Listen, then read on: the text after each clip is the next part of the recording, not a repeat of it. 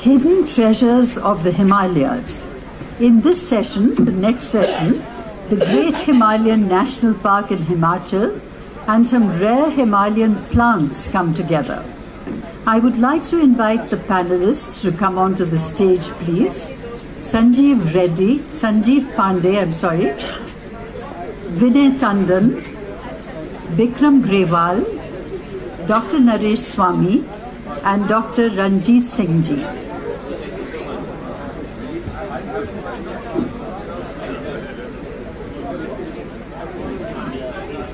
Just a request, please, ladies and gentlemen, maybe have some silence here.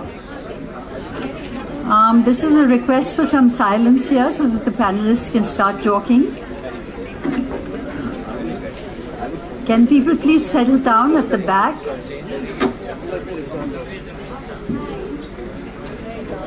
Sanjeev Pandey has served as the director of the Great Himalayan National Park, GHNP, a hotspot of biological diversity in the Western Himalayas.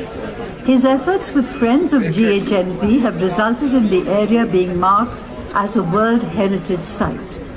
Vinay Tandon, as Chief Conservator of Forests Himachal Pradesh, well versed with the Himalayas, its flora and wildlife, is an avid reader of Khushwant Singh and an admirer of Khushwant Singh's Urdu connection.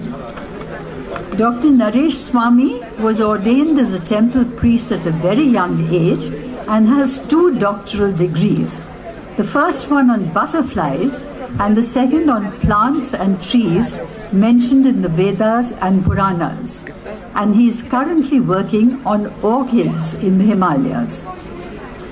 Bikram Grewal gave up his immensely successful career in publishing to devote his time to the conservation of wildlife. He has written over 30 books on birds of the subcontinent and conceived of the Birds of India website. The interlocutor for this panel will be Dr. M.K. Ranjit Singh. He was former chairman of the Wildlife Trust of India and also an MP cadre IAS officer. He shaped the state's forest reserve policy for over 2 decades and is responsible for the establishment of more wildlife sanctuaries than any other person. Hidden Treasures of the Himalayas, in keeping with Khushwant Singh's interest in the ecology.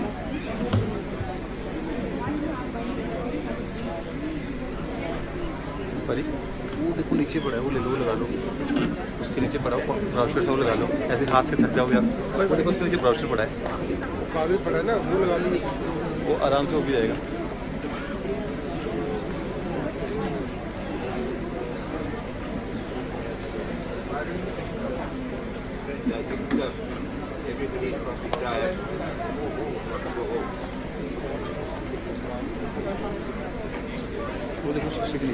Is it? Oh, thank you.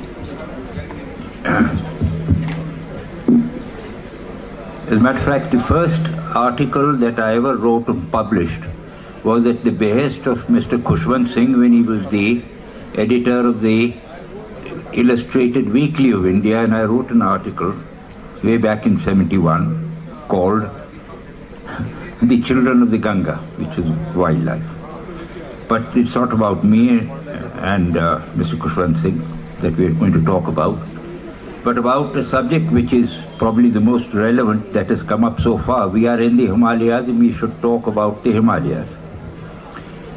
This is a book which is published by, if I may say so, a baby. You don't speak about human beings, male members as baby, but anyway, for very outstanding, very committed people who have contributed immensely to conservation and particularly to the setting up of the Himalayan National Park. I would like to say something about the Himalayas, if I may. Of all the great mountain ranges of the world, the longest is the Andes, little over 23,000 kilometers long. The shortest, tallest, yes, but the shortest is the Himalayas, just about 5,500 or thereabouts. kilometers long. My favorite subject is mountain animals. And of the 43 large mountain mammals that exist in the world today, according to my count, something like 28 exists in the Himalayas. And only 3 in the Andes. I have seen more than that. I have seen 7 large mammals, from the wild yak to the wolf, in one day, in one nala in Changchenmo, Ladakh. That's twice as much that exists in the longest mountain range of the world. It's sad that we do not appreciate the Himalayas, and we do not appreciate its magnificent fauna and the flora to the extent that we should. Wildlife today, unfortunately, suffers, and I'm being rather caustic, and I should be forgiven for that, from a disease. It's called MMM, mega mammal myopia. We are blinded by the large mammals. And the worst form of MMM is TT, tiger transfixation. If you've seen the tiger, you've seen everything. If you have not seen the tiger, you've seen nothing. And people go about brandishing this fact that to save the tiger, you save the wildlife of India. Probably there isn't a greater votary of the tiger than yours sincerely. I was the member secretary which started Project Tiger. It's a magnificent animal, but it blinds people. Beyond the tiger, you want to see nothing else. So, one has to have a larger vision. And in this country where symbolism matters so much, there has to be symbols. The tiger has been responsible for saving so many forest types, and so has the elephant, so has the rhinoceros. The snow leopard should be the flagship species for the mountains, so much as the whale shark for the coastlands and the great Indian bustard for our grasslands. But to focus on the Himalayas and the Himalayan fauna is paramount. And Himalayas have this great biodiversity because we today have not only the great Himalayan divide and the ranges which are before that, but Trans-Himalaya, which I read in Shamsun's book, has been described as the real frontier of India, and I agree. The real frontier of India is not the Himalayas, it's Trans-Himalaya. And the Great Himalayan National Park encompasses, and it's 2,800 square kilometers of territory. The Great Himalayan National Park, the Pin Valley, the Pin National Park, Kirtan, Indarkila, Assange, Rupi Baba, a whole gamut of extremely diverse and remarkably free. The Himalayas are the most populated mountain range in the world. And so far as our Thar Desert is the most populated desert in the world for obvious reasons. But this is a chunk where human habitation hasn't made the impact that it has elsewhere. And that's why it has to be cherished, why it has to be protected, and why this book is important.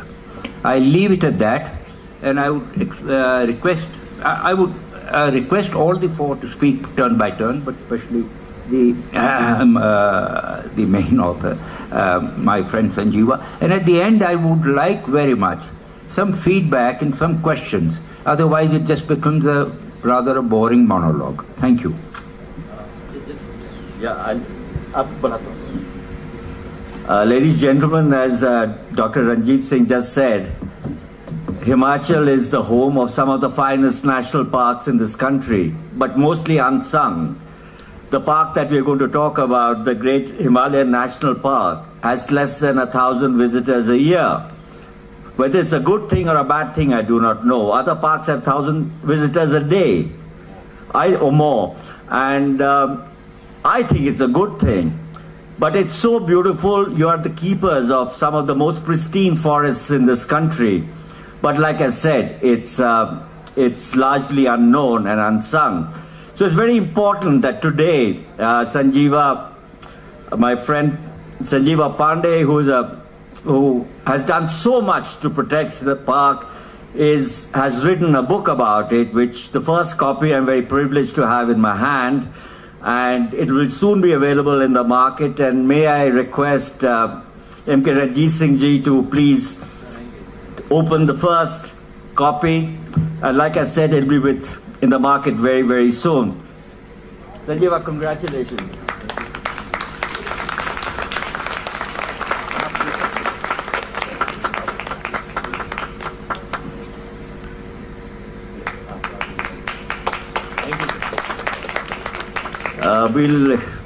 As a bird watcher, as an ornithologist,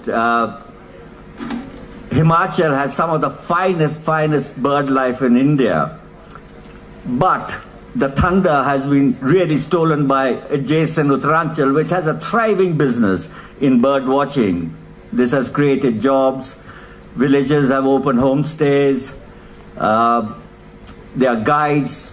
And it's really thriving in both Kumaon and in Garhwal. I don't know if Himachal has missed a trick. I'm sure that we have with us four very, very fine forest officers who will speak about it. But we are quite short of time. But I will only speak about one key species, which is the western tragopan, possibly the most beautiful bird in India.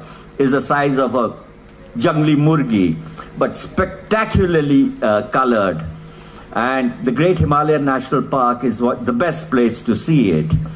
And it's a bird that's very difficult to see, so you have to give yourself a fair amount of time and walk a fair deal. It's more heard than seen. There are other birds, over 300 species of birds can easily be seen. There are pristine rivers, there's snow-fed streams which are home to all the river birds. There are pine forests, there's mammals. Dr. Ranjit Singh spoke about mammals of the Himalayas. But everything is under stress. The Great Himalayan National Park has always had a tradition of businessmen sending in very poor people to go and search for the guchi mushrooms and other herbs. So that is a threat. But here today we are not going to talk about the problems which beset us all over. We are at the worst time in our lives. The wildlife in this country is under so much pressure that you can't even believe it. Dr. Ranjit Singh and I are working together on saving the great Indian bustard, which in both our opinions are less than 100 left in the world. It'll be the first bird to go extinct in our lifetimes, but nobody cares.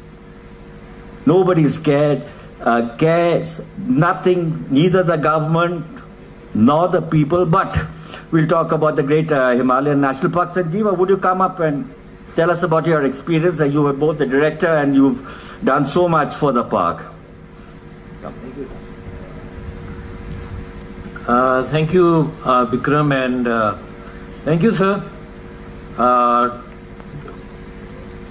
Lots of thanks to Dr. M.K. Ranjit Singh. He is the one who has in fact framed our Indian Wildlife Protection Act. So, and today it's really great pleasure for me that my book has been untied by him. Thank you, sir. Thank you. Thanks a lot. Coming to the actual presentation. Okay, I'll do it faster. Namaskar, sir. And this is actually, you have already seen me, and this is my second author here because he's not present. He is Dr. Tony Gaston from Canadian Wildlife Service, and he has also retired like me, and he is in love with Great Himalayan National Park. So he has been coming here. you can see the surveys over there, 1978 and 80. So that is the time when he undertook the surveys, and on the recommendation of his surveys, the result of surveys, the government of Himachal Pradesh notified the Great Himalaya National Park in 1984, and then the things have started happening. I'll be a little bit faster here because I have to show you a number of slides about the park, and the book deals about a history and ecological overview of the park. That is the basic of the book, and it's also a plea. It's a plea for continuing conservation of wildlife in Himalayas. And then the book is very, very people-centric, because in case we want to conserve our wildlife or our animals and all, we have to take care of the people who are living next to a protected area, next to the Great Himalaya National Park. And the book explores how local people, they look at nature, you know, their own folklores, their own folk tales, the songs, mountain deities that they have, devbans, devta trees, and all these have been integrated in the park management, starting by my work when I was there at the Great Himalaya National Park, and now continuing. So just see this particular bird, and that is the western tragopan. Here is a painting done on that particular bird, and this bird, as the local people say, a very small story I like to say, that on the day when God was creating this universe, you know, in the forenoon he created very, very small, you know, we call them in local language piddas, you know, small birds. And after his lunch, after the siesta, when God woke up, he was very energetic, and he says, he calls all those birds whom he created in the forenoon, you come over and donate your best feather. And out of that best feather, or most beautiful feather that these birds donated, God created this particular bird known as western tragopan, and each of that dot over there on the body of the bird denotes that feather of those small birds. So that is the way it exists in the folklore. You can see the male and female over there. Female in among virtually all the pheasants, like you see in peacock also, they are drab in color, but males are very beautiful to attract the females. And that is the nuptial dance, in fact, of Great Himalaya National Western Tragopan in Great Himalaya National Park. And you can see the two sapphire color horns on the top of the head of the bird. And that is how the bird is also known by the local people as Singwala bird. That means Western Horned Tragopan. And how does it exist in the folklore? You can see that there. See, that is on the eastern side of this map of Himachal Pradesh, there is Uttarakhand. In Uttarakhand, we do not have this particular species. We have a different species of tragopan over there. But starting from Sangla area, Sangla Valley of Himachal Pradesh, the bird is known as Pyara. Next district is Shimla or Bushehr state, where it is known as Jayasi. And then as you go into Kullu, it is known as Juju Rana. Juju Rana means Juju is bird and Rana means king. So it's king of the birds. And as you go further up towards Chamba and Kangra, it is known as Fulgar. Little bit of this is found in J&K and very small area of POK. So that is the worldwide distribution. I'm just telling you one single species, because this is one of the most vulnerable species, red data listed of IUCN, which is found in this particular area. About this area, in case we really want to talk about people, then we have to see how do they live. And these are kind of houses that you see over there, very much like you go to Switzerland, you see all those chalets and all. I mean, this is just like that. In case we want to conserve that, we can do it even now. But as the roads are coming in, these houses are getting into, you know, concrete structures. So this is how people do, like we say in parlance of forest management, JFM, Joint Forest Management. This is what they do on their own. It's known as Juari. Juari means on a particular day, local people, they will come together for doing a particular common work. So out here they are doing the paddy, planting of paddy in their fields. So then people have their own national parks. I mean, they are small ones, like 6 hectare or 10 hectare or maybe 20 hectares at the most, and they are known as Devban. And they are all over Himalayas, but particularly in Kullu district, virtually every panchayat has them. You know, these Devbans. So that is the way how collection of medicinal herbs, they will pray here and then they will start on the journey.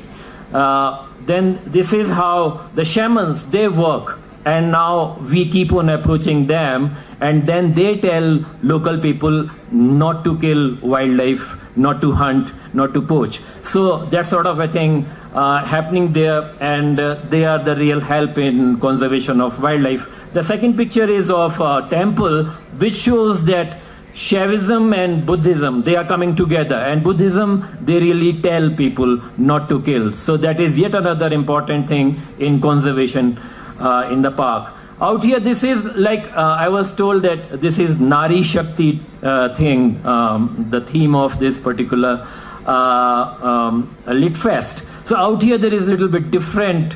You can see these kind of places of God which have been placed on very, very high mountains. So this is basically Kali Mata, you know.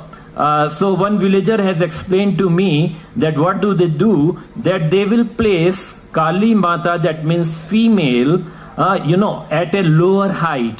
Then the other one, that's the next one, this is Shivji, that is Kailash. So that was about 3,700 meters, and this is about 5,772 meters. So the male god is always placed high out here. That is how it exists in, at least in this area in Great Himalaya National Park. Yeah, I'm just seeing that. And now how people look at these origin of rivers over there. This is the origin of Tirthan River. This is Sanj River. There are 4 major rivers in the park. And this is very nice Tarn, T-A-R-N, you know. This is a glacial lake out of which Jivanal comes out. And then this is Parvati River. So these are 4 major rivers that make the Great Himalaya National Park about 1,000 square kilometers. This is how people live over there, and their Kathkuni style homes, which are totally earthquake proof. These are kind of views you see during winters. I mean, totally frozen waterfalls. These are towering fir trees in the park. And these are some of the views of the national park you can see here. And this is how we conduct our, tracks in the park. So this is Pin Parvati Pass, which is a very, very high pass, and 5,319 meters high. So this is one track which I myself was leading. About 7 kilometers you have to walk on the snow. And these are again some views of Great Himalaya National Park, and very recent, in September last month only, you can see the bouquet of natural thing over there. And all these things put together, that is in 2014, we have finally got inscription of World Heritage Site for the Great Himalaya National Park, UNESCO inscription. So this is just after that. Thank you so much. And we have been working for that quite hard. And the inscription is only on one thing, that is biological diversity of the park. So that is criteria number 10 over there. And these are the celebrations after the inscriptions in the ecozone by the local people over there. And in case we really want to have number of ecosystem services like water or fresh air and all, then we have to have these kind of areas well protected. And that is, the kind of sky, you will miss it anywhere else, but Great Himalaya National Park has it all. And this is friends of GHNP who have come together, and they have volunteered their time and energy for the park. Thank you so much. Thank you, sir. We have only about 7 minutes left, and I would request the other two speakers to come in, please. Mr. Vinay Tandon, who is Chief Wildlife Warden. We've been colleagues in the Ministry of Environment, and I would like him to speak not just about the national park, which is really a microcosm of the ecological diversity of the Western Himalayas, and with 46 peaks of over 5,000 meters high. But I would especially like him to talk about the realignment or the rationalization of the boundaries of the park, in which he played a very crucial role. And this has been a model that while we reduce certain areas of the park simultaneously, and he was the Chief Wildlife Warden who suggested, sir, pehle ye kahiyega कि उनको notify करें in lieu of that. Today we are resorting to accession of boundaries of the park, and people pay money into Campa funds, which is used for making roads and rest houses. This is the kind. If a park boundary is to be cut, it should be not sold for money. It should be substituted. And he was. And I cite this always as an example, and he is one of the progenitors of it. Please. Sorry. Thank you, sir. Well, I think... Am I audible? Yes. I think you've really summed it up. I was of the thought that we'll have a little different note. There is a couplet which comes to my mind. Naale bulbul ke sunu, naale bulbul ke sunu, aur hamatam ghosh rahun, hamnawa main bhi koi gul hoon ke khamosh rahun. This is, of course, from the epic poem Shikwa, and Mr. Khushwant Singh's, I think, incomparable translation into English of that poem. For want of time, I would have liked to go into this a little more. Nevertheless, talking about the formation, the site, the UNESCO status, Natural World Heritage Site, there has been an underlying and constant sort of struggle and an endeavor at the same time, which actually is very close to the theme of the Slipfest, the strength of a Nari. You're all aware that forestry essentially and later wildlife has been man's world. It was about in 2000 that first step to what we call feminization of forestry began in Himachal, and government came out with a policy that 20% of forest guards must be ladies. That has been by and large followed.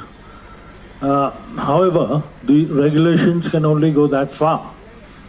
And in the book here, Mr. Sanjeev Pandey's book, there are examples which have happened on the ground of mobilization of village women.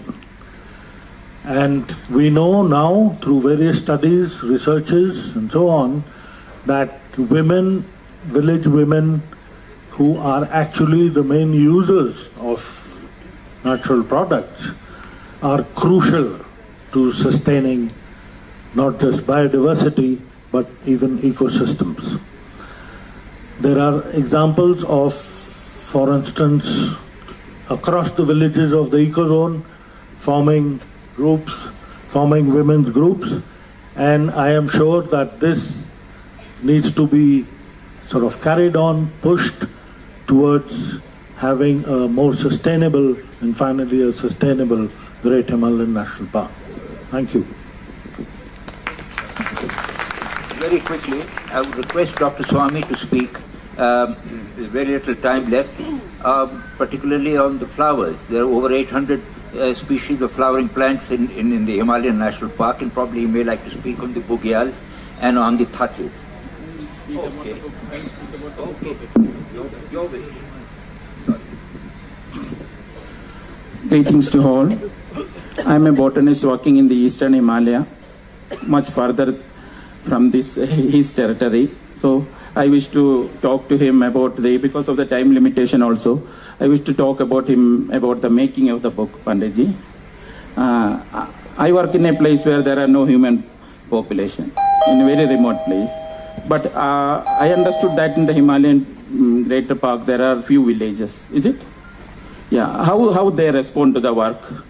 As a IFS officer, I know you have all the paraphernalias of the department with you, but how the human population responded to it? They were part of your work, or in any time of the this, because it might have taken 3-4 years for this to compiling all the data.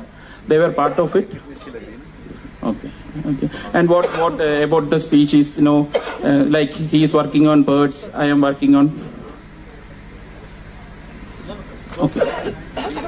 Okay. He is working on birds. I am working on flowers. Is there a comprehensive list of any family in the book? Actually, what we have done, we have started a thing known as LTEM. It's known as long-term ecological monitoring. So in case we have done it today, that is the base data, then over the years, like after 5 years or maybe 10 years, we can go back again and we can visit the transect lines in the park and see how the changes have occurred. So that is what we are doing for everything, for flora and fauna. As well as fauna. Yes. But do you think after 5 years when you are there, it will be intact? No roads will be there, no dams will be there? Oh yes, luckily this is now a notified park and it is finally notified. So there is no road inside at all. And in a park area, you cannot do that as per Indian Wildlife Protection Act. Yeah. That is what we have talked about, in fact. Okay, how many species of dog? Can we continue? No. Okay. No, it's okay. No. Is there any time for questions? No. Okay. Once more, congrats to you, Panditji. Thank you. And to all the panelists and to the first people.